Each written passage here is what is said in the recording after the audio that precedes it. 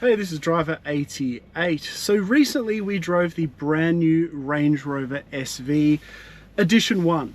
And that car today now retails over 400,000 Australian dollars. And to be honest, I was a little bit disappointed in a number of things with that car.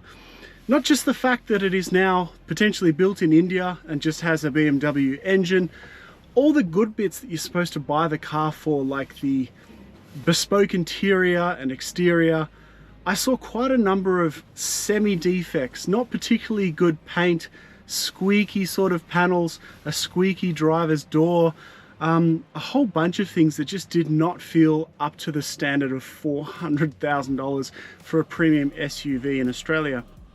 So I thought, what can you get for that same amount of money for a lightly used prestige SUV? And I've come across what I'm sitting in right now. This is a Bentley W12 twin turbo speed Bentayga. I said all that the wrong way around, but you probably get what I'm talking about. And I can tell you, this is one of the nicest interiors I have ever sat in. Not only does it have the W12, which is now discontinued, but it has 626 horsepower, which is the same power as the brand new SV. It comes at $50,000 cheaper, being a slightly used example from 2020. It has a similar 0 to 100 at 3.8 seconds, but it does do 306 kilometers per hour as a top speed. So I wanted to take this thing for a drive, have a look at the interior, you know, peel under the covers of whether a used Bentayga is worth it or not, and see how it drives against a brand new, very expensive Range Rover SV. So what do you guys think of the Bentayga looks? I think that this one definitely is a bit of a love or hate exterior from what I hear from other people. Personally, I love the exterior look of this. Even for an SUV, it just has a kind of good mix of sportiness as well as being a premium SUV shape. Yes, of course, this sits on the MLB platform, which is shared with all sorts of other VAG cars like the Cayenne, but the Cayenne does not have this level of interior and this level of options. Also, of course, the Cayenne does not come with the W12 twin turbo, which takes us to 306 kilometers per hour, and it sounds quite decent even at 4,000 RPM rev limit, as we hear right now. Just a lovely sound.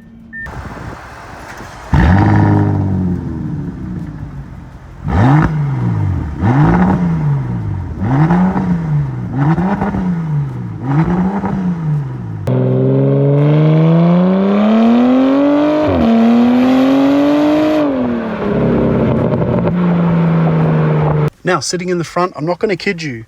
I'm not going to say that there isn't some indication that there is a VAG, Audi, etc. influence on this interior. However, all your touch points are better than any Audi I've ever been in. The carbon throughout the interior is lovely. Yes, this screen did get updated within a year of production of this car. I'm not sure if that makes an enormous difference. Maybe it would to you though. But even the gear shifter, this lovely Alcantara, which feels fantastic in the hand, and your central button with Bentley, and the two keys. I do love the two keys, and they also have this little yellow ring, again, to show you that this is the 100th anniversary of Bentley. The Alcantara steering wheel with, again, the blue leather is just gorgeous. These buttons, yes, they do look a little bit Audi, but yes, they feel better than an Audi. Everything else that you touch, for example, these paddles, they feel heavy and nice to activate, and not plastic, in other words. We do have dials, and I've noticed that a lot of people these days prefer some analog dials for that sort of experience of an older car. And again, the leather and stitching is everywhere. Just a gorgeous interior. I do love it very much, as well as these little speed details you can see in the seats. I could sit here all day. How did I put this up against the SV? In my opinion, it's nicer than the SV. All the things that you touch and how they feel, it feels more premium than the Range Rover SV. Just my opinion. You might disagree with me, but you know, just pieces like this Alcantara here, just gorgeous. So welcome to the back of the Bentayga Speed W12. This is one of the nicest rears I've ever sat in. I prefer aeroplane seats if I'm spending this much money. I think it gives you a decent amount of side bolstering, and these seats just look fantastic in the quilted blue and cream. We have even quilted follow-through storage, of course. We have this carbon bin, which I'm pretty sure is air-conned for drinks and things. We've got 2 USBs and charging, etc., and power. We've got incredibly nice dials for your air conditioning. These things just feel so nice to touch.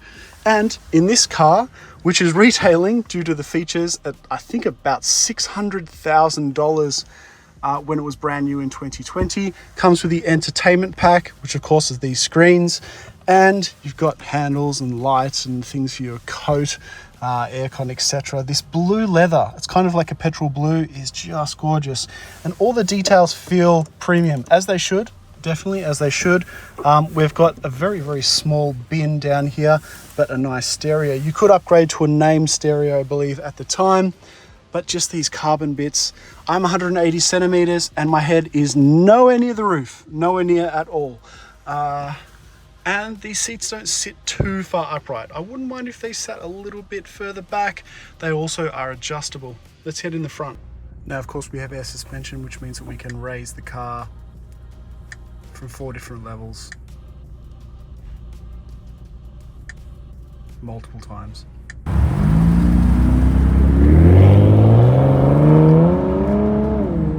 Now, it's interesting that this Bentayga shares a few things with the SV. One of them is that it has the same amount of horsepower at 626.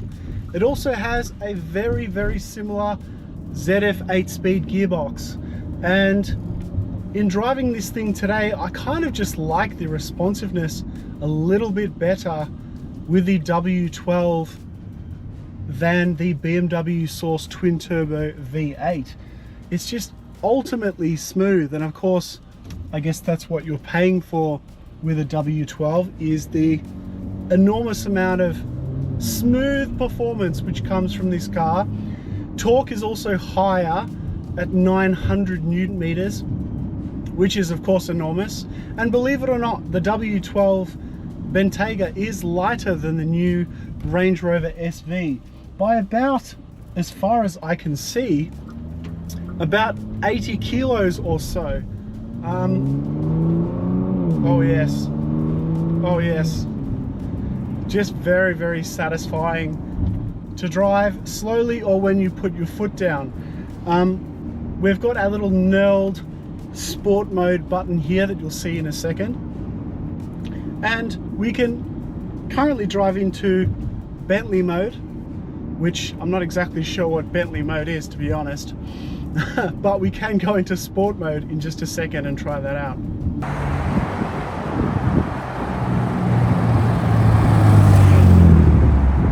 Now, as we put the car into sport mode, we hear the exhaust valves open up a little bit.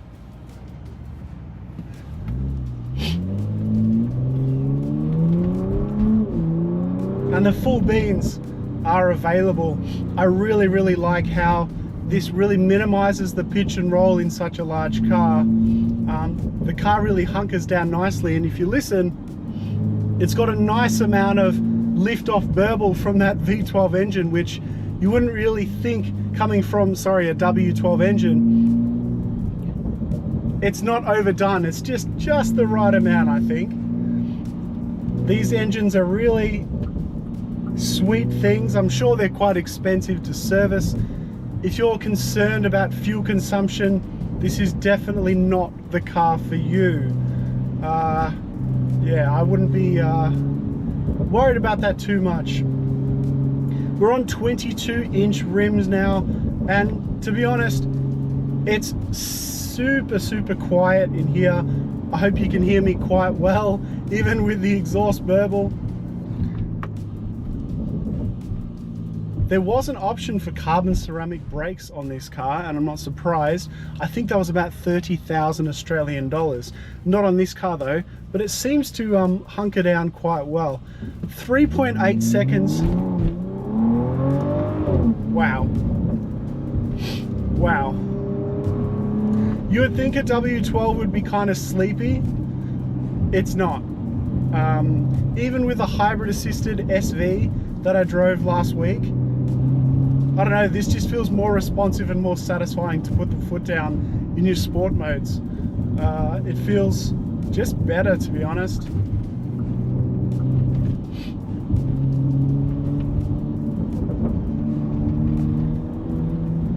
We've got an 85 litre fuel tank. I'm sure it's going to disappear very quickly if you wanted to. Wow, I didn't think that this car would have as much character as I thought.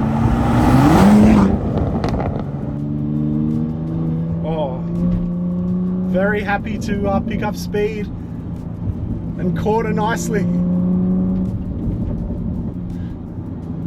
Got a relatively long brake pedal, but I think that's kind of expected in a big car that's not exactly a sports car, right? This is one of those cars that I'm not a huge fan of SUVs, but I'm liking it very quickly after just driving it in a small mixture of scenarios straight away. Now I can certainly feel, given that I've driven a number of Cayenne GTSs and Cayenne turbos, I can feel the sort of Cayenne DNA in the way that it handles the road, but that engine is just something else, and also the ambience in here is something else. Wow. You really need an Autobahn for this car. You really, really do.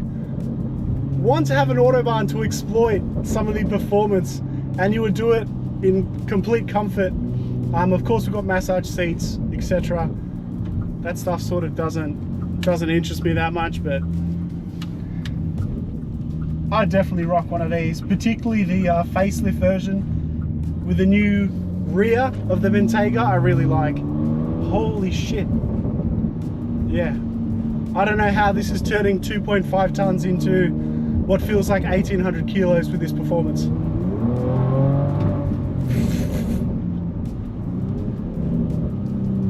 The gearbox is well tuned as well in sport mode. As soon as I'm on the brakes, we're down a couple of gears, straight into the meat of the 900 newton meters of torque.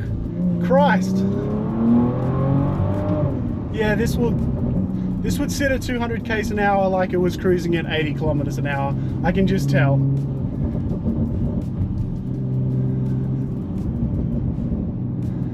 But who wants to pay 600 grams? So this one is, I think, $350,000 with on-roads. And that's $50,000 plus cheaper than a new Range Rover SV.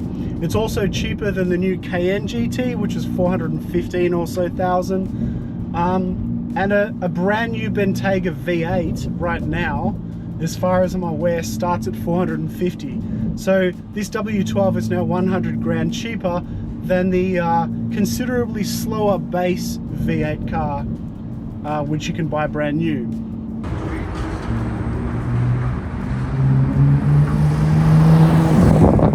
So my verdict on the Bentayga Speed W12 against a brand new Range Rover. I would definitely pick one of these when it's just, say, a few years old. With the W12 engine, cheaper than a brand new Range Rover. I think they look better and they drive better, they're faster, and you know, some of these quality control issues are not as apparent. So that's my take.